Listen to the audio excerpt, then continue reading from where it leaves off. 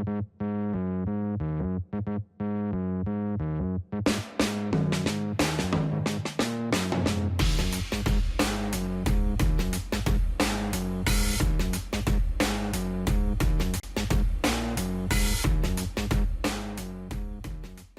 sac du cœur. Mon nom est Didier Orméjus et cette semaine au podcast, je vais avoir comme invité l'ancien du Rouge et Noir d'Ottawa, Jean-Philippe Bolduc. En compagnie de Jean-Philippe, on va faire un retour sur le match qui avait lieu au cours du week-end entre les Alouettes et le Rouge et Noir. On va bien sûr parler de la transaction qui a été complétée par Danny Machocha qui amène Trevor Harris du côté des Alouettes.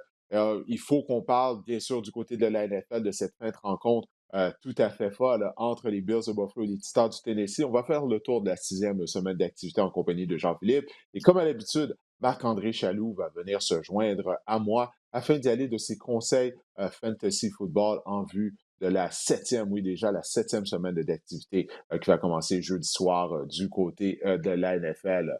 Mais sans plus tarder, on va accueillir Jean-Philippe.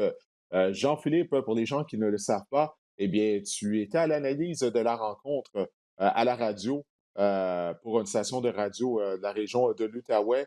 Je parle bien sûr samedi soir, samedi après-midi plutôt. Oui, le match était à 16h entre les Alouettes et les Rouges et Noirs. Alors, tu étais aux premières loges, tout comme moi, afin de voir cette victoire des Alouettes contre ton ancienne équipe. Là. Genre, même tu portes tes couleurs rouge et noir sur ta chemise. Euh, alors, alors, dis-moi, quelle est la première chose que tu as retenue de cette rencontre-là? Euh, ça a été un match, la marque finale a été plus serrée que l'allure de la rencontre, là, d'une certaine façon. Je pense que ça n'a jamais vraiment été en doute que les Alouettes étaient la meilleure équipe sur le terrain. Ah, sans aucun doute, ça a été pénible à l'offensive pour le Rouge et Noir. Écoute, 10 sacs alloués avec une 10e combinaison en 10 matchs là, sur la ligne offensive. Je pense qu'ils n'ont pas encore trouvé la bonne, mais 10 sacs dans un match, je pense pour moi, en 20 ans de football, c'est du jamais vu. Là. Oui, du côté des Alouettes, ils étaient à un sac du record de concession qui est de 11 sacs en un match. Alors, les Alouettes, ils continuent de dominer la Ligue canadienne de football au chapitre des sacs du quart. Ils ont limité le Rouge et Noir à seulement 184 verges d'attaque. L'histoire avant la rencontre, bien sûr, c'était Matt Shields qui effectuait le premier départ de la saison. Son premier départ de la saison, c'était seulement son troisième départ en carrière. Finalement, il a décroché une victoire en tant que carrière partant. Dis-moi, qu'est-ce que tu as pensé de la performance de Shields qui a été en mesure d'exécuter l'attaque, d'exécuter qu'est-ce qu'on lui demandait durant la majorité de la rencontre? Du moins en première demi, la deuxième demi a été plus tranquille d'un côté comme de l'autre. Là. Mais je pense qu'ils ont une bonne stratégie. Premièrement, ils ont couru bien le ballon, puis ça l'a mis en confiance dès le début du match. Matthew Shields qui a laissé qui a repris où il avait laissé dans les dernières secondes du match la semaine d'avant là, à Montréal à l'Action de grâce. Mais plus que Mhm. satisfait, je pense, de ce qu'il a fait de son côté. Mais Danny Machocha l'a dit, on va en venir tantôt. Mais quand il s'est fait frapper et qu'il est resté à terre un petit bout chez Patterson, qui avait quelques semaines d'expérience dans la Ligue canadienne comme remplaçant, je pense que d'où la décision d'aller chercher là, Trevor Harris à rabais à Montréal. Ouais, ben justement, parlons-en immédiatement là, de cette transaction qui a été complétée par Danny Machocha. Hier, j'ai eu la chance d'assister à son point de presse virtuel. Puis ce qu'il nous disait, c'est qu'il en était venu à une entente avant la rencontre de samedi avec Edmonton pour acquérir Trevor Harris. Il dit qu'ils avaient une entente de principe en place, mais il a fait allusion justement au jeu que tu viens de mentionner, là, lorsque Matchell s'est fait cogner alors qu'il glissait puis qu'il est resté au sol. Là, il s'est dit à ce moment-là, ouais, j'ai vraiment besoin de compléter une transaction pour amener un cas arrière. Parce que comme tu l'as dit, ce que ça prend, c'est une blessure à Shields. Et Patterson, lui, ça fait moins d'un mois qu'il s'est joint aux Alouettes. Il n'a jamais joué dans la Ligue canadienne. Donc, c'est vraiment pas une situation idéale. Donc, justement, qu'est-ce que tu as pensé de la transaction complétée par Danny Machocha pour amener Trevor Harris, que tu connais bien, tu as été coéquipier de Harris avec le Rouge et Noir, si je ne me trompe pas. Donc, qu'est-ce que tu as pensé de cette transaction-là? Surtout que les Alouettes, ils n'ont pas payé un gros prix. Tout ce que ça a coûté, c'est l'ailier défensif Antonio Simmons qui est blessé. Puis on a Jamal Davis qui le remplace très bien depuis quelques matchs. Non, c'est ça. Ben, moi, j'ai joué avec Trevor 2016, 17, 18. Une victoire de la Coupe Grey avec Trevor en 2016, puis une défaite en 2018. Non, c'est un excellent carrière, un peu plus traditionnel, un carrière un peu plus dans la poche protectrice, pas tout à fait le même genre que que Vernon Adams, un petit peu moins flamboyant, mais très efficace depuis ses débuts dans les Canadiennes. Par contre, les dernières semaines semblent avoir été pénibles pour lui du côté de la productivité, mais est-ce que c'est lui le problème ou c'est tout ce qui se passe à Edmonton? Ça a été une saison extrêmement difficile côté d'Edmonton, mais pas juste sur le terrain, mais surtout à l'extérieur. Énormément de distractions dans cette organisation-là en ce moment. On semble avoir des personnes qui connaissent pas trop comment faire dans la ligue. Là, on a eu le cas avec Joey Moss il y a quelques semaines. Après ça, on a eu Eddie Steele, le commentateur là, des matchs, qui a été remercié pour des commentaires un petit peu déplacés de sa part. Est-ce qu'il avait raison? Je ne sais pas, mais il ne faut pas qu'il oublie que la station de radio, je pense qu'il est partenaire avec l'équipe. En espérant que Trevor Harris reprenne où il a laissé en 2019, là, quand il a joué contre les Alouettes à Montréal en demi-finale de l'Est. Il avait super bien joué. Puis moi, c'est un gars avec qui j'ai joué à Ottawa qui m'a permis de vivre des beaux moments en 2018 contre la Coupe Grey. Donc, en espérant pour les Alouettes que ça peut leur donner une petite police d'assurance au prix qu'ils ont payé Antonio Simmons, qui est un joueur américain, un DN américain. Il y en a beaucoup d'excellents dans la Ligue. Je pense que c'est pas une grosse perte pour les Alouettes. Aussi, la masse salariale avec, je pense, juste 50 000 qui reste à payer sur son salaire cette année pour un gars accompli comme ça. Je pense que c'est un bon pic pour Danny Machocha, mais c'est aussi ça montre le sérieux et le vouloir de l'organisation de se rendre loin en série.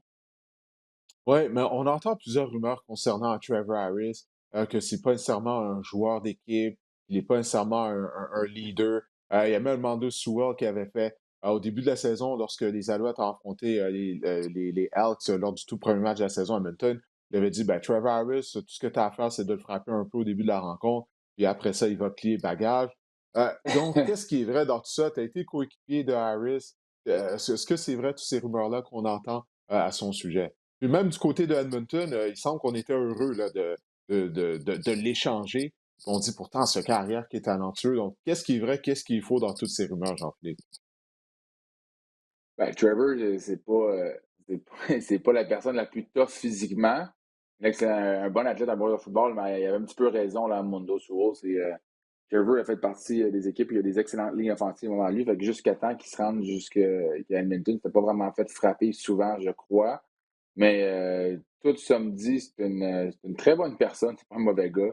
Euh, des fois, c'est pas nécessairement le leader le plus naturel. Fait que des fois, c'est quand tu as joué avec Henry Burris avant, tu tombes après avec Trevor, il y a un petit peu un contraste de leadership naturel, mais c'est pas un mauvais gars, c'est un bon gars. Puis quand il est dans une bonne chaise, dans une bonne position, puis qu'il n'a pas à faire trop leadership, c'est un excellent gars. Fait que je lui souhaite le meilleur des chances à Montréal. Puis c'est un gars qui a toujours apprécié les francophones, de ce que je me rappelle. Jamais eu de commentaires déplacés, jamais eu de jokes un peu déplacés comme certains autres carrières dans la Ligue. Donc, non, je lui souhaite le meilleur des chances dans la belle ville de Montréal. Oui, alors pour les partisans des Alouettes, ils vont devoir se montrer patients avant de le voir en action. Parce que Harris est en quarantaine pendant une semaine à son arrivée à Montréal. Donc, on ne va même pas le voir sur le terrain d'entraînement cette semaine. Il devrait être en mesure de participer aux entraînements des Alouettes la semaine prochaine. Alors, Trevor Harris, il ne sera pas en uniforme contre Toronto. Ça va être un gros match, un vendredi soir au Sapperso Molson. Rien de moins que la première position de la section Est sera en enjeu entre les Alouettes et les Argos. Il y a environ un mois, on n'était pas certain des Alouettes. Qu'est-ce qui se passait avec cette équipe-là? On dirait que peut-être qu'ils allaient être en chute libre. Là, un mois plus tard, parce que justement, on avait affronté les Argonauts, on avait perdu à Toronto il y a environ un mois. Puis là, on a une séquence de 3 victoires et on a l'occasion de jouer pour le premier rang. Toi, qu'est-ce que tu t'attends là, rapidement lors de cette rencontre? Ça va être un bon test, encore une fois, pour Matthew Shields. Effectivement, une très bonne défensive avec l'ajout de Chris Jones, qui, on l'a vu dans les dernières semaines, là, déstabiliser quelques carrières avec des looks assez funky, des jeux que les autres équipes n'avaient pas vus depuis le début de la saison, parce que pas que c'est un nouveau playbook au complet, mais c'est certainement des nouvelles formations, des nouvelles appellations là, que les offensives adverses n'avaient pas vues chez les Argonauts. Donc, c'est une espèce de, comme on peut dire dans le langage, un peu une curveball que les Argos ont amené sans nécessairement le vouloir. C'est un petit peu à la dernière minute là, qu'ils ont dû amener Chris Jones. Mais un coach prouvé avec énormément d'expérience dans la Ligue canadienne. Donc, je pense que Matt Shields va en avoir un petit peu plein les bras lundi. Mais pas lundi, excuse-moi, vendredi, mais avec Stanback qui devrait être là, avec Artis Payne dans le backfield. Je pense que le jeu au sol va être une force chez l'Alouette lundi, puis c'est ce qui devrait les amener à la victoire. Oui, William Samba qui a raté la dernière rencontre en raison d'un empoisonnement alimentaire. Il était à son poste lors de l'entraînement de lundi. Alors, tout porte à croire qui sera de la formation partante contre les Argonauts de Toronto vendredi soir. Ben, écoute, on va se tourner maintenant du côté de la NFL. Comme je le disais, ça a été une fin de rencontre folle entre les Bills et les Titans lundi soir. On va commencer par la fin. On a un quatrième essai et les buts. On est quoi, à une verge de la zone des buts du côté des Bills de Buffalo. Avec un placement, on peut créer l'égalité, mais on décide d'y aller pour la victoire avec la faufilade du cœur et Josh Allen. Josh Allen, il semble avoir glissé, ce qui a arrêté son momentum, mais en même temps, le plaqueur Jeffrey Simmons s'est amené rapidement dans le champ arrière. Bref, Allen n'a pas gagné de terrain et c'est de cette façon que le match finalement s'est terminé. Il restait quelques secondes. Mais qu'est-ce que tu as pensé justement là, de la décision, premièrement, du côté de Sean McDermott, de ne pas y aller avec le placement, d'y aller pour la victoire à la fin du quatrième quart? Mais je la comprends pas. Moi, je la comprends pas. Il aurait dû aller pour le placement. C'est mon opinion. Puis c'est facile à dire après Non? avoir perdu. S'il avait scoré ou il avait été chercher le premier essai, puis on a dit, ah, wow, belle décision. Mais non, moi, avec le genre d'équipe qu'il y a, avec le genre d'offensive qu'il y a, c'est sûr que je serais allé pour le placement en prolongation. Mais écoute, chapeau à la défensive des Titans. Un quatrième essai et une verge comme ça, c'est. Dans la Ligue canadienne, avec la verge entre les deux lignes, c'est quasiment donné à l'offensive, mais honnêtement, impressionnant de d'avoir frappé un mur sur le quatrième essai des Bills chez les Titans, là, tout qu'un jeu de football. Oui, ben, mais moi, je suis d'accord avec la décision de Sean McDermott. Parce que la défense des Titans, c'est une des pires de la NFL. Puis surtout avec le rythme de la rencontre. C'est pas comme si la défense des Titans avait eu du succès à arrêter l'attaque des Bills. Donc, avec le rythme de la rencontre, moi, j'étais d'accord avec cette décision-là, d'y aller, pourquoi pas, d'y aller pour la victoire. La défense des Titans est une des pires unités de la défensive de la NFL. Mais il faut croire que j'aurais perdu, comme Sean McDermott, si j'avais pris cette décision-là. Derrick Henry, Jean-Philippe, il a été incroyable, là. Encore une fois, c'est depuis le début de la saison où il est constant des matchs de 100 verges avec 3 touchés. C'est rendu commun là, de voir ce genre de Ouais, performance-là de c'est la part ça. de Derrick Henry. Il est en route pour, s'il maintient à cadence, je pense qu'il va courir avec le ballon plus de 450 fois cette année. Euh, Écoute, à tous les ans, je me dis, à un certain moment donné, il va s'épuiser, mais il est tellement grand, gros physique, imposant physiquement. Tu l'as vu lors de sa course de 76 verges, là, à 250 livres, à quel point il était rapide en ligne droite. C'est tout à fait fou. Qu'est-ce que ça passait de sa performance qui a été vraiment incroyable? Mais c'est incroyable. J'ai une moyenne de 7,2 verges par course. Dans Dans la la NFL, là, NFL, tu sais. c'est ça. C'est pas un match contre la pire équipe de la Ligue dans la Ligue canadienne. Puis non, c'est 7,2 verges par course, 3 touchés au sol. Son troisième match en 5 matchs où il fait 3 touchés au sol, c'est un cheat code. C'est Ryan Tannehill qui continue de faire OK. Une chance qu'il joue au sol pour l'aider. Les play action lui donnent un peu de chance, mais quand t'as Derrick Henry, t'as pas besoin, pas besoin de carrière pratiquement. Écoute, pour moi, là, il est le joueur par excellence de la NFL, là. Présentement, on parle souvent des carrières, Sans Kyler aucun doute. Murray, les Cardinals sont invaincus. Mais comme tu viens de le dire, Tannehill, le jeu aérien, je ne veux pas tout mettre sur les épaules de Tannehill, puisqu'à un moment donné, il était privé de A.J. Brown, de Julio Jones, la ligne à l'attaque en arrache en termes de protection. Donc, c'est le jeu aérien au complet des Titans qui laisse à désirer depuis le début de la saison. Mais imagine-toi si t'enlèves Derrick Henry des Titans du Tennessee, ça serait quoi leur fiche? Est-ce qu'ils auraient même une victoire? Peut-être une victoire jusqu'à présent. Donc, pour moi, c'est le Ah, joueur par excellence, là. maximum. Ouais. Ah oui. Puis, tu sais, on a parlé de. On va revenir, on a parlé de Kyler Murray. Tu sais, Kyler Murray, elle n'a pas la même défensive de son côté que les Titans. Donc, les Titans se doivent de marquer quasiment à chaque 2 possessions. Parce que Kyler Murray a une excellente défensive avec lui. Ouais, non, non, ça, c'est un bon point. Une chose qu'on va devoir surveiller, je lisais après le match que Julio Jones est ennuyé par une blessure aux ischio-jambiers encore une fois. Donc, ça va être à surveiller. Julio qui a déjà raté des matchs. Ça, c'est quelque chose que je disais, là. Lorsqu'on a complété la transaction pour amener Julio Jones au Tennessee, là, tout le monde étaient contents, ils disaient: «Waouh, les Titans vont avoir une des attaques les plus explosives de la NFL», mais ça fait déjà quelques années que Julio, il rate des matchs avec les Falcons. Ou bien il commence les matchs, puis il les finit pas, tout le temps des blessures, soit aux pieds, soit aux ischio-jambiers. Là, c'est qu'est-ce qu'on voit là, depuis son arrivée au Tennessee. Alors, ça va être quelque chose à surveiller parce que, oui, Derrick Henry est incroyable, mais on n'a pas de gros jeux explosifs par la passe depuis le début de la saison du côté des Titans. Puis en plus de Derrick Henry, c'est ça la marque de commerce lors des dernières années du Tennessee. C'est ça qui leur avait permis de connaître du succès en éliminatoire. Puis là, on ne voit pas ça. Alors, ça sera à surveiller. Les Cowboys de Dallas, ils étaient à Foxborough dimanche. Ils ont vaincu les Patriots en prolongation par le pointage de 35-29. Je sais pas ce que tu as pensé de cette rencontre-là, JP, mais les Cowboys, c'est comme s'ils ont tout fait tout au long de la rencontre afin de garder les Patriots dans le match, en commençant sur la première séquence par Mike McCarthy qui décide de tenter de convertir un quatrième essai à une verge à franchir. Tu as eu une des meilleures attaques de la NFL. Pourquoi là, tu t'empresses à essayer de convertir le quatrième essai? Ça j'ai pas compris. Va-t-il d'un botté dégagement au centre le long placement?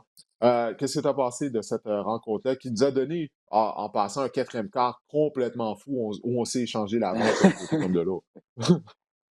Non, je suis d'accord avec toi. Je comprends pas trop une offensive qui aurait de la misère à marquer des points. J'aurais probablement pensé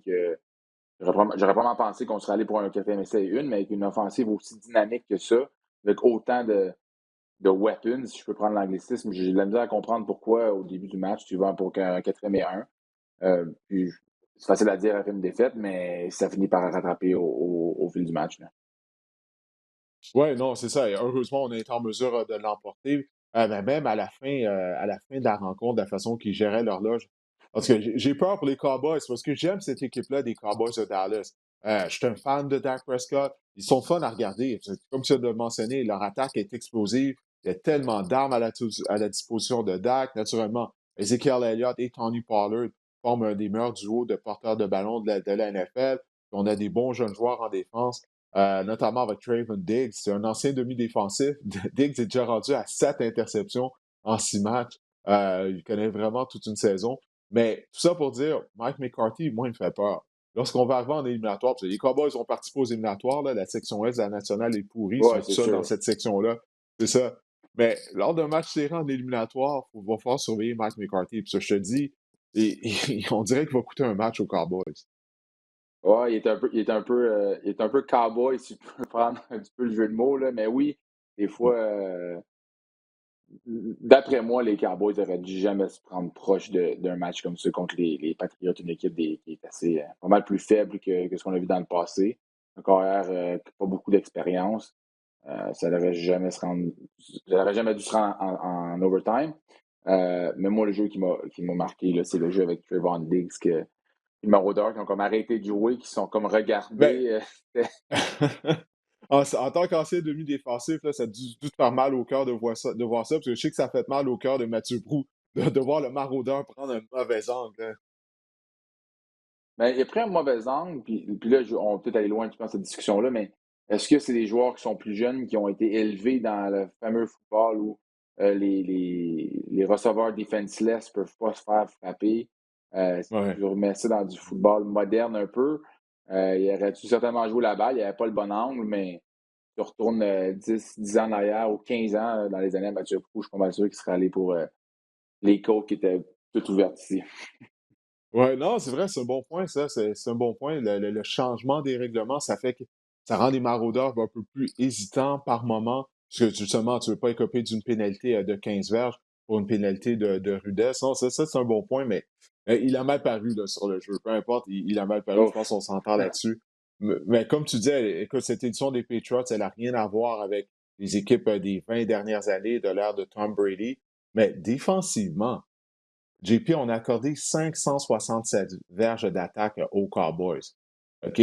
Ça, c'est le plus haut total de verges jamais accordé par une défense de Bill Belichick en carrière. OK? Que ce soit en tant qu'entraîneur-chef, comme coordinateur en défense à l'époque avec les Giants de New York, jamais une défense de Bill Belichick a accordé autant de verges.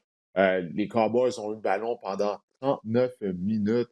Alors, écoute, on a complètement dominé cette rencontre-là. C'est incroyable, encore une fois, qu'on a dû avoir recours à la prolongation afin de départager les deux équipes. Mais comme tu as dit, Mac Jones est un jeune carrière, Mac Jones.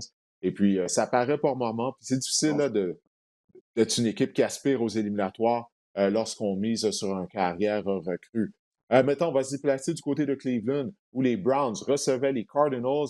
L'Arizona est demeurée la seule équipe invaincue de la NFL. Les Cardinals ont gagné par la marque de 37-14. Et puis, ça n'a jamais été proche. Les Cardinals étaient en plein contrôle pendant la majorité de la rencontre. Non, exactement. Kyler Murray, c'est certainement le joueur le plus, d'après moi, là, après Derrick Henry, le joueur le plus dynamique de la Ligue cette année. 4 passes de toucher, c'est impressionnant. Moi, je suis content de voir James Conner, qui a beaucoup de succès au sol aussi cette année avec eux autres. Un retour de James Conner. Après ça, Le on a svelte vu James AJ Conner, on Green. dirait qu'il a perdu du poids.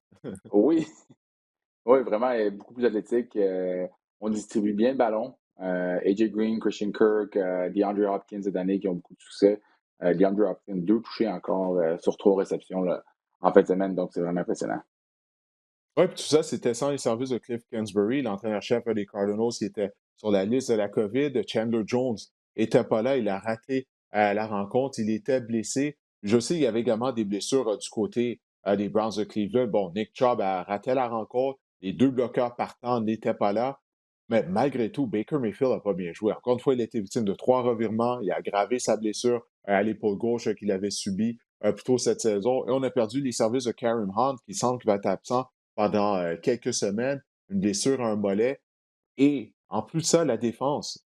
JP, la défense avait accordé 47 points aux Rams la semaine dernière. Cette semaine, 37 points. Baker Mayfield n'a pas bien joué. Moi, je suis un fan de Baker Mayfield, mais c'est impossible de gagner lorsque ta défense accorde 37 et 47 points à toutes les semaines également.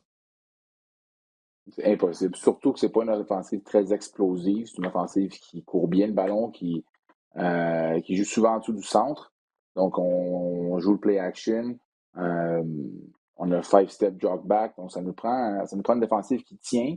Parce que lorsque l'offensive des Browns court bien le ballon, ils jouent bien l'offensive, on est capable de gruger beaucoup de temps et de contrôler le match, mais on leur donne aucune chance de pouvoir s'établir là, avec des points comme ça, du côté défensif des Browns. Ouais, c'est comme si du côté des Browns, comme tu viens de dire, on a notre style de jeu, on a notre identité. C'est le jeu au sol, mais on ne peut pas jouer d'une autre façon. Si on tire de l'arrière, on ne peut pas jouer de cette façon-là. Parce que du moment qu'on tire de l'arrière, puis qu'on doit devenir plus unidimensionnel, on doit délaisser un peu le jeu au sol, Mayfield est victime de revirement. Ça, c'est ce qu'on voit depuis 2 ans. Ça, c'est une constance du côté des Browns. Donc oui, on a une bonne équipe, en théorie, mais on se doit de jouer un certain style de jeu parce qu'en courant avec le ballon, également, qu'est-ce que ça fait? Ça fait que la défense est sur les lignes de côté. Mais si on n'est pas capable de dominer au niveau du temps de possession, cette défense-là, plus qu'elle passe du temps sur le terrain, plus que là, on voit qu'elle a des carences. Alors, les Browns, ils ont quoi? Une fiche maintenant de 3 victoires et 3 défaites. Ça va être à surveiller, là. Parce avant le début de la saison, on prenait pour acquis que les Browns avaient participé aux éliminatoires. Ils avaient des aspirants au premier rang de la section nord de l'américaine. Là, je sais pas qu'est-ce que tu en penses, mais je vois une équipe qui potentiellement pourrait rater les éliminatoires, surtout qu'on a plusieurs blessés. Avec leur entraîneur-chef, le gagnant entraîneur l'année dernière, on est pas capable de rester en santé. Baker Mayfield qui joue soit à son potentiel ou pas à son potentiel, mais c'est certainement pas assez pour être un carrière d'une franchise. Euh, le seul bon point que moi je remarque hier, c'est Donovan Peoples-Jones, qui a Ouais. attrapé 101 verges, 2 touchés, un jeu spectaculaire aussi.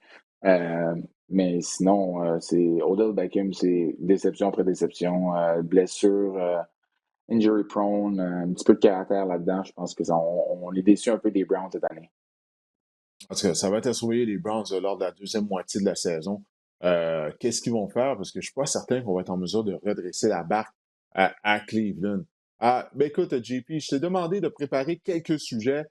Toutes les semaines, on parle des surprises, déceptions de la semaine, réaction excessive, overreaction, une réaction qui est over the top, comme on dit en anglais.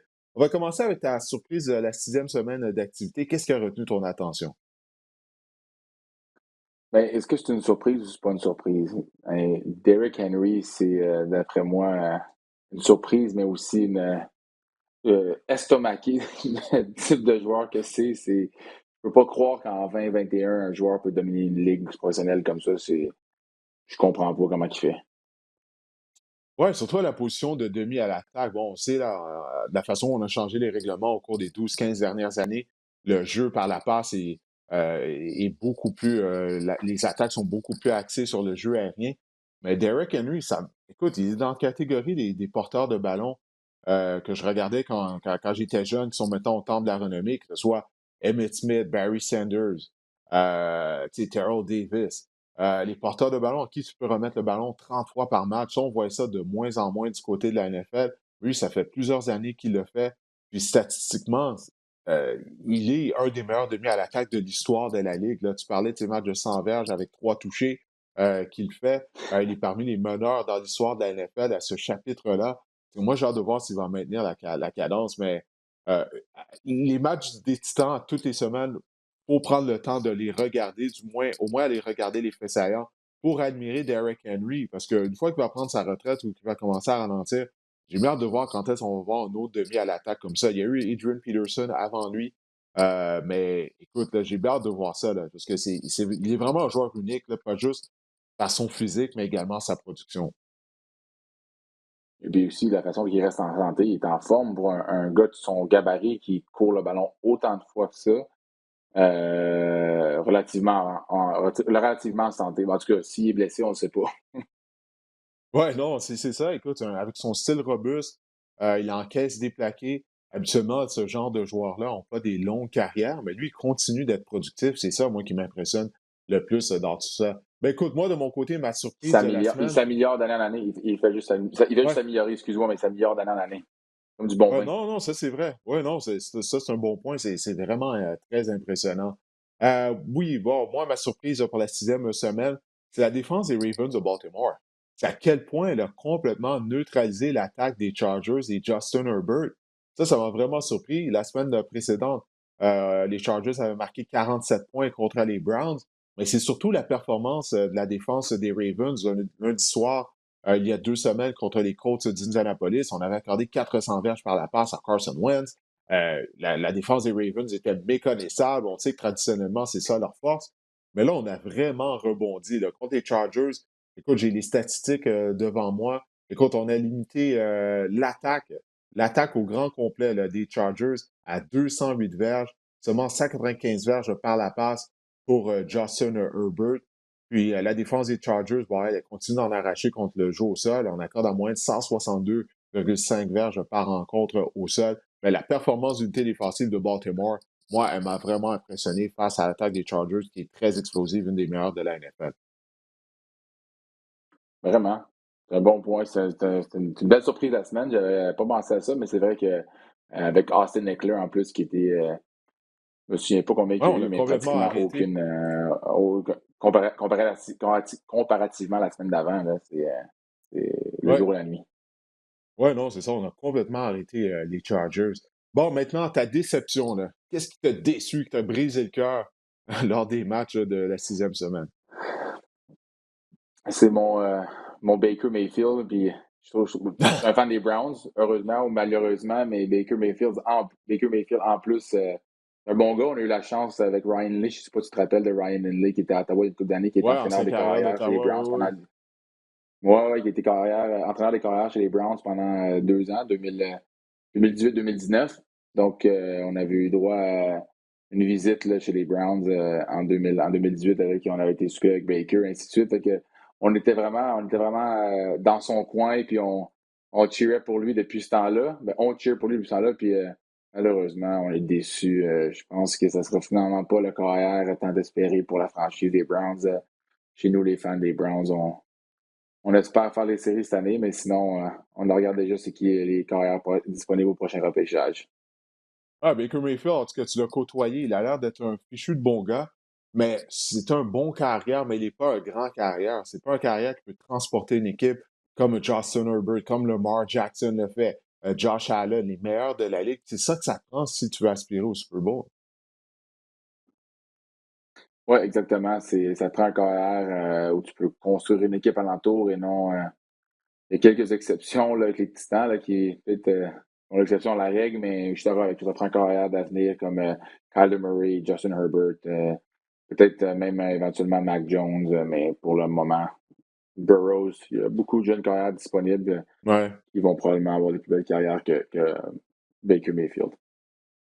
Ah, ben, écoute, de mon côté, moi, ma déception de la sixième semaine, ça a été les Dolphins de Miami. De perdre contre les Jaguars de Jacksonville. Les Jaguars qui avaient une séquence de 20 défaites. C'était la deuxième plus longue séquence de défaites de l'histoire de la NFL. Ils sont allés à Londres. Ils ont été en mesure de l'emporter contre les Dolphins de Miami. Mais les Dolphins, c'est pour l'ensemble de la saison, là, d'une certaine façon. C'est pas juste parce qu'ils ont perdu contre les Jaguars. Mais moi, je crois sincèrement que les Dolphins allaient être en mesure de rivaliser avec les Bills pour le premier rang de la section. Puis on a complètement régressé du côté des Dolphins. Oui, on parle beaucoup de Tua, que Miami aurait dû repêcher Justin Herbert, mais c'est l'équipe au complet, là, ça va pas bien. La ligne à l'attaque, ça va pas bien en protection. La défense, souviens-toi, l'année dernière, la défense était bonne, elle provoquait des revirements à toutes les semaines. Cette année, c'est une passoire. Il n'y a pas grand-chose qui fonctionne bien du côté des Dolphins. Je sais pas ce que tu en penses, mais moi, ça a été ma déception de la Ah, je suis d'accord sixième avec semaine. toi. Hmm. Je suis d'accord avec toi. Le Bon. jeu au sol à cette équipe-là est inexistant. On ne connaît même pas le nom des porteurs de ballon pratiquement. Une ligne offensive pathétique en protection. Toi qui réussit à faire quand même quelques petites affaires avec ce qu'il y a sous la main. Mais euh, surtout décevant de perdre contre les Jaguars de Jacksonville, qui sont une équipe qui sont complètement en déroute, une organisation qui semble pas avoir aucune idée comment ça fonctionne, avec un entraîneur qui a l'air plus sur le party que d'autres choses. Et j'ai vu quelques images de l'entraîneur qui allait peut-être prendre une coupe de bière dans les bars à London après sa victoire. Ouais, en tout cas, on va voir ce que ça va donner. Ils seront en mesure de redresser la barque du côté des Dolphins. Ben, hey, quand même, félicitations aux Jaguars. Parce que, écoute, un ancien joueur, 20 défaites de suite, là, ça devait être long. Là. Ça devait pas être facile. Donc, finalement, au moins, on peut relaxer pendant une semaine du côté de Jacksonville. Jean-Philippe, quelle est ta réaction excessive, là, ton overreaction pour la sixième semaine? La sixième semaine, puis je vais dire Trevon Diggs parce que c'est un joueur très dominant. Puis j'ai vu une photo, ça disait Trevon Diggs, c'est le Jameis Winston un peu d'un demi-défensif. C'est beaucoup d'interceptions, mais des jeux, des fois, que tu te demandes où qu'il regarde. Puis j'ai vu la caméra en replay. Lorsque le maraudeur a passé en haut du joueur, il a comme regardé, puis il a fait comme qu'est-ce que tu fais? Mais dans ma tête, c'était comme mais cours donc pour faire le plaquer à la place. C'était comme arrête pas de jouer, finis le jeu. Au talent qu'il a, la vitesse qu'il aurait pu facilement au moins faire le plaquer pour donner une deuxième chance à la défensive de les arrêter. Fait que, ma réaction excessive, ça a été regarde pas ton chum, continue de courir au ballon, fais le plaquer, puis aligne-toi pour le prochain jeu. Moi, j'en parlais avec Mathieu Prou, c'est Mathieu qui me disait ça. Il me semble, en tout cas, que Diggs, c'est un des receveurs qui accorde le plus grand nombre, un des receveurs, un des demi-défensifs qui accorde le plus de verges. Mais, toutefois, il y a 7 interceptions à sa fiche. Alors, bien sûr, on est capable de vivre avec ça. Il ne faut pas oublier, c'est justement un joueur de deuxième année. Un choix repêchage en 2020. Donc, toutes ces faiblesses-là, en théorie, il devrait être en mesure de les améliorer. De mon côté, moi, ma réaction excessive, ben, ça a été la performance des Panthers à Caroline et de Sam Darnold. Les Panthers qui avaient commencé avec une fiche de 3 victoires, aucune défaite. Là, ça fait 3 défaites de suite et on revoit le Sam Darnold des Jets de New York lors des dernières semaines. Il a été victime de revirements, de 2 revirements, 4 sacs du corps. Pour moi, Darnold ne sera pas le carrière des Panthers en 2022. On va devoir, encore une fois, pour une troisième année de suite, changer de carrière. L'année dernière, on a essayé Teddy Bridgewater. Cette année, on a parié avec Darnold. Le prix n'a pas été cher à payer lorsqu'on a complété cette transaction-là tout de même. Mais là, on a perdu. On a effectué un retour, je sais. On a forcé la présence de la prolongation. Mais vraiment, la on a commencé 3-0. On a fait jeu 3-3. Darnold me déçoit beaucoup lors des 2 dernières semaines. Puis, clairement, on a besoin de Christian McCaffrey du côté de l'attaque et des Panthers de la Caroline. Ah, je suis d'accord avec toi. D'accord avec toi.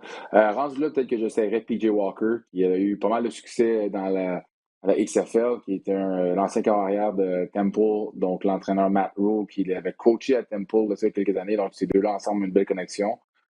Pourquoi pas lui donner une chance? Ancien carrière qui était sur la liste de négociation du Rouge et Noir d'Ottawa.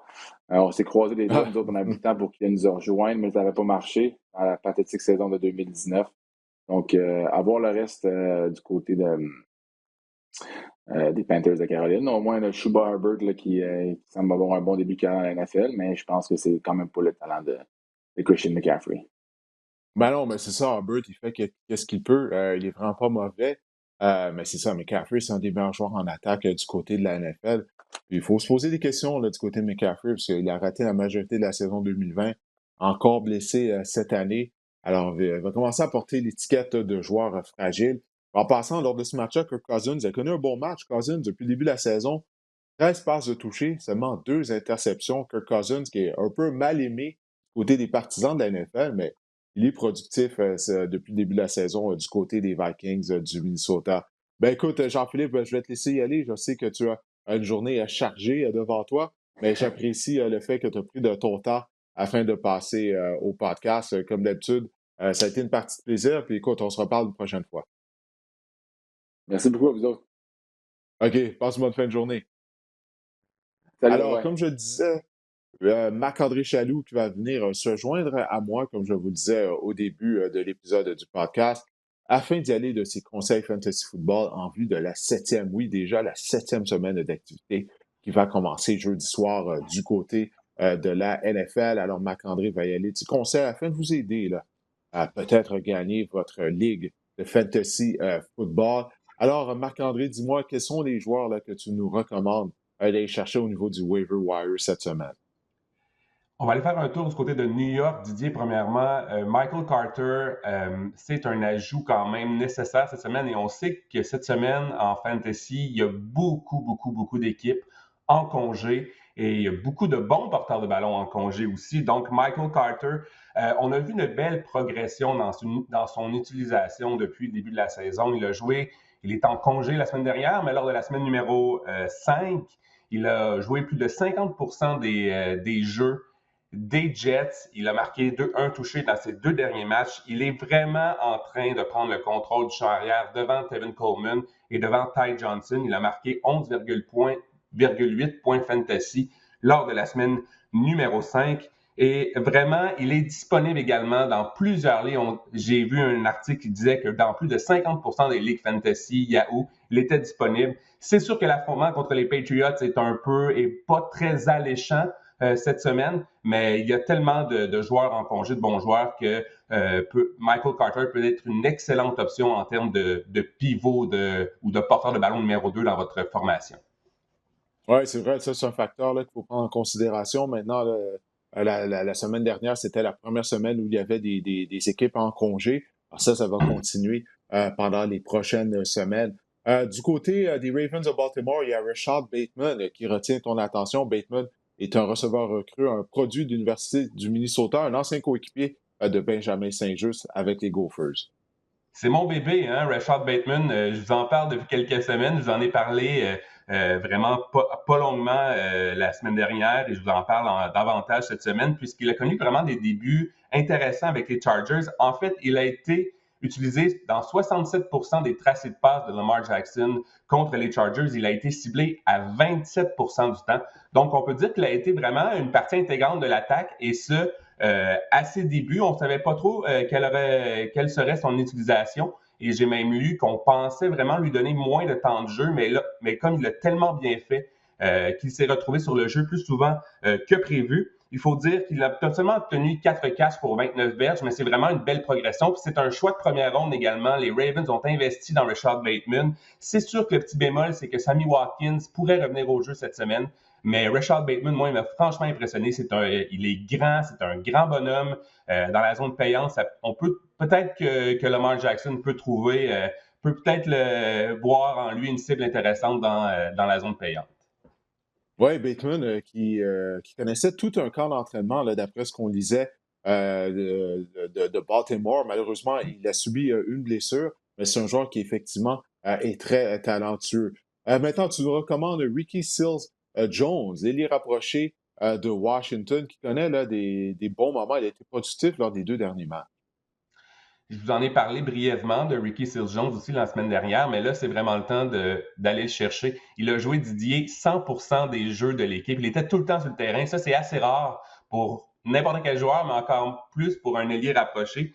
Il a joué donc 100% des jeux contre les Chiefs. Il a obtenu 58 verges, donc 11,8 points fantasy. Il a inscrit un touché. Il a été le 6e ailier rapproché en format PPR. C'est vraiment intéressant. Et tant que Logan Thomas est blessé, ben, il est un must, Ricky Seals-Jones. J'en parlais tantôt, peut-être l'ajouter à la place peut-être d'autres ailiers rapprochés qui sont peut-être un peu moins efficaces. Je vais vous parler de Robert Tonyan tantôt. C'est vraiment inquiétant dans son cas. Cette semaine contre les Packers, Ricky Seals-Jones, les Packers se classent peut-être en milieu de peloton contre les ailiers rapprochés adverses, mais il demeure quand même une option intéressante vu qu'il est comme tout le temps sur le terrain. Donc, au volume, devrait recevoir des ballons.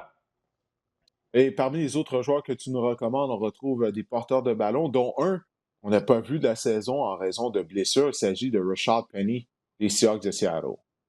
Du côté des Seahawks, Didier, Chris Carson est sur la liste des blessés. Alex Collins a bien fait contre les Steelers dimanche soir, mais son cas est incertain.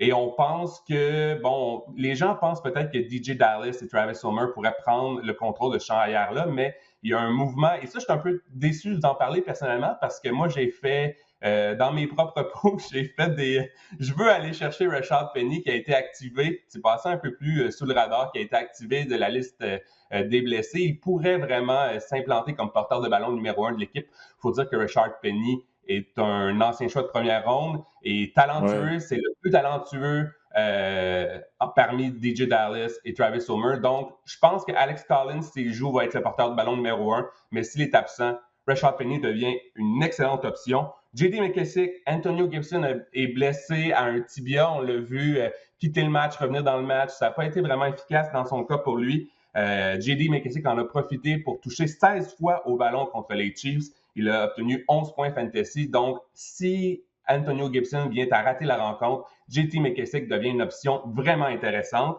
Et tu en as parlé tout à l'heure, Kareem Hunt s'est blessé du côté des Browns. Le match a lieu jeudi soir du côté des Browns contre les Broncos. Il faut dire que Nick Chubb est potentiellement... On n'a pas exclu le retour de Nick Chubb jeudi, mais s'il est absent, D'Ernest Johnson devrait s'occuper des situations de course en premier et deuxième essai et Demetric Felton des situations, disons, plus de passes en troisième essai. Donc, ce sont deux options intéressantes, mais si Nick Chubb est de la partie, ces deux options deviennent futiles. Et bon, tu en as parlé des Dolphins, c'était un peu exécrable la semaine dernière contre les Jaguars, mais moi, j'ai été encouragé personnellement par la performance de Tua Tagovailoa d'un point de vue fantasy. Il a obtenu 21,36 points fantasy. Il affronte les Falcons cette semaine et il pourra probablement compter sur le retour de Davante Parker, un de ses receveurs de prédilection pour cette rencontre-là.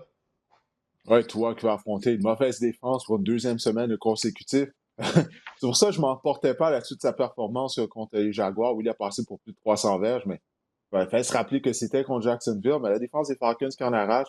Atlanta qui a eu congé cette semaine, alors on va voir qu'est-ce que ça va donner. Maintenant, cette semaine, il y a certains joueurs là, qui te préoccupent là, depuis le début de la saison. Parle-nous de ça. Quels sont ces joueurs-là là, qui retiennent ton attention? J'ai intitulé cette partie de ma chronique « Les joueurs dont l'avenir est préoccupant ou incertain ». Je veux vous parler de Tyler Lockett. Qu'est-ce qui se passe, Didier, avec Tyler Lockett? Il était si dominant lors des premières semaines. Russell n'est plus là, Marc-André. Russell n'est plus là, puis c'est Gino qui est là. Donc, c'est ça la différence. Ben, c'est justement ça. Tant qu'il y en aura Geno Smith, je pense que Tyler Lockett sera peut-être pas une option. Si vous pouvez vous permettre de le garder sur votre banc, je pense que c'est une excellente idée. Il faut dire qu'on a vraiment vu peut-être un changement de garde ou le vent a changé ou un changement dans l'attaque aussi des Seahawks. On a vu davantage de DK Metcalf. On dirait que DK Metcalf a comme pris l'ascendant. Il réalise des gros jeux quand même et on s'entend que Tyler Lockett, c'est vraiment une cible de prédilection, une cible de choix dans les zones profondes, ce que Russell Wilson fait très bien. Et avec Geno Smith, bon, ça peut poser problème. Si vous avez l'opportunité, peut-être pas cette semaine à cause des joueurs en congé, mais si vous avez l'opportunité de laisser Tyler Lockett sur votre banc, c'est peut-être un choix judicieux. Excellent. Et il y a également Robert Tonyan, l'ailier rapproché des Packers, qui, tu le mentionnais tout à l'heure, il ne connaît vraiment pas la saison qu'il avait eue en 2020 lorsqu'il était arrivé de nulle part. Il avait mené les ailiers rapprochés en termes de touchés inscrits lors de la dernière saison. Robert Tonyan a connu une super semaine. 11,2 points touchés lors de la semaine numéro 2 depuis rien. Mais quand je dis rien, c'est rien. Le 0, 1 maximum, des 8 verges. Il faut dire, j'ai une statistique vraiment intéressante, Didier, à propos de Robert Tonyan. Des 6 joueurs chez les Packers qui ont couru 50 tracés ou plus cette saison, il y en a 6. Davante Adams, Robert Tonyan, Marquez Valdez-Scantling, Randall Cobb et Mercedes Lewis. Et Adams a plus de réceptions que les 5 autres joueurs combinés. Donc, qu'est-ce que ça veut dire, Didier? C'est que c'est vraiment le Rodgers et Adams show, le dernier tour de piste probablement des deux avec l'équipe. Donc, c'est vraiment triste pour tout. Puis on a vu également aussi l'émergence d'A.J. Dillon aussi dans le champ arrière. On utilise davantage le jeu au sol cette saison pour les Packers. Donc, c'est un peu triste pour Robert Tonyan qui avait inscrit, on s'en souvient, 11 touchés en 2020. Je pense pas, en fait, je peux vous garantir, je mettrais ma chemise, mon siège en jeu, qui n'inscrira pas 11 touchés malheureusement cette saison. Vous pouvez passer à autre chose. Ricky Seals-Jones, tantôt, je lui ai dit que c'était une meilleure option cette semaine et peut-être à moyen terme, Dalton Schultz. Si vous pouvez peut-être encore échanger Robert Tonyan, donc Dalton Schultz des Cowboys, on a vu qu'il est davantage impliqué dans l'attaque explosive menée par Dak Prescott. Ouais, les gens vont devoir trouver un poisson au sein de leur ligue là, pour compléter les transactions avec Robert Tonyan. Parce que c'est vrai, là, il fait presque rien au niveau de l'attaque des Packers. C'est comme si on l'a complètement oublié. Il ne fait pas partie des plans de match. Et on ne le cible même pas près de la zone des buts, ce qu'on faisait l'année dernière, mais on court avec le ballon un peu plus dans de ce genre de situation-là, il me semble. Évidemment, parce que je t'en parle, il va inscrire 3 touchés la semaine prochaine, évidemment. Ouais, ça, c'est la règle d'or. Naturellement, il va te faire mal paraître. Ça, on peut déjà s'assurer de ça. C'est tout le temps comme ça qu'on en met trop sur un joueur. Il finit par connaître un bon match. C'est possible. Écoute, il est dû. Comme tu l'as dit, depuis la deuxième semaine, il fait absolument rien. Donc, la loi de la moyenne fait en sorte que oui, il pourrait bien jouer Robert Tonyan lors de la 7e semaine d'activité. Et là, il y a d'autres joueurs que tu veux nous faire mention qui retiennent ton attention également, en commençant par Javonte Williams, demi à l'attaque recrue des Broncos de Denver.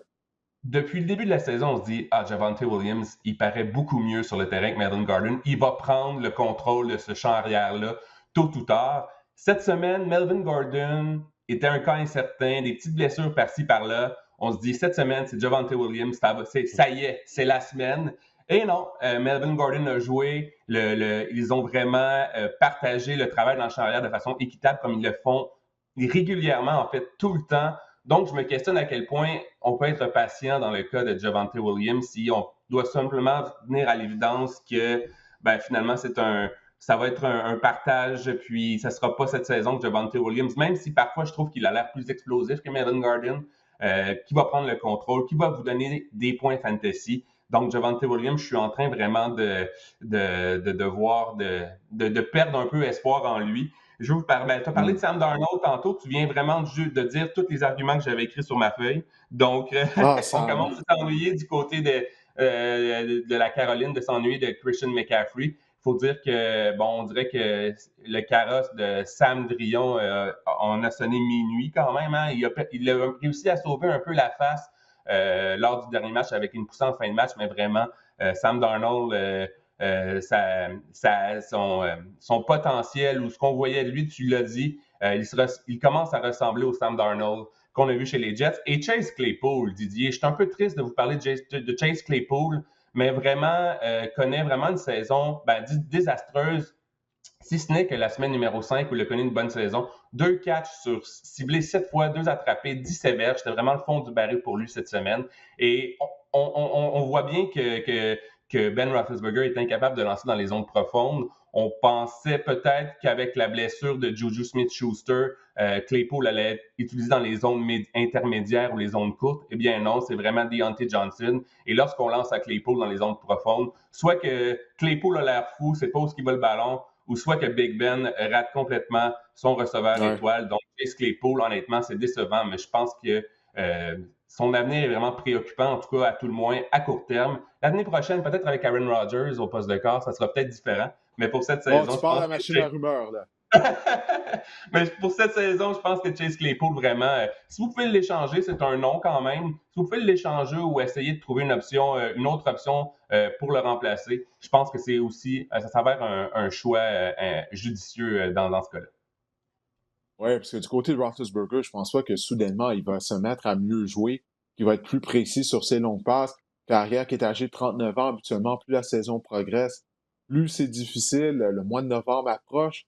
Donc, ouais, je crois pas que ça va s'améliorer. C'est malheureux pour les propriétaires de Chase Claypool, qui, naturellement, après son excellente saison recrue, on avait fondé beaucoup d'espoir sur lui. On croyait qu'il allait être payant, surtout qu'il marquait des touchés l'année dernière. Là, cette année, c'est plus difficile pour lui, comme c'est plus difficile pratiquement pour tout le monde au sein de l'attaque des Steelers de Pittsburgh. Ben écoute, Marc-André, je te remercie. On a fait le tour. Merci de ta contribution à cet épisode du podcast. On se reparle la semaine prochaine, alors que tu vas y aller de tes conseils en vue de la 8e semaine. C'est incroyable, là, on approche Ça passe la vite. mi-saison. Oui, vraiment, ça passe très vite. Mais on a droit à des matchs excitants à toutes les semaines du côté de la NFL. Donc, c'est ça qui est vraiment incroyable. Encore une fois, le lundi soir, match qui s'est décidé dans les dernières secondes du 4e quart entre les Bills et les Titans. Alors, on est choyé là jusqu'à présent du côté du football de la NFL. Alors, pour les gens qui nous ont regardés sur YouTube ou qui ont téléchargé le podcast, on vous remercie de l'avoir fait et on se reparle la semaine prochaine.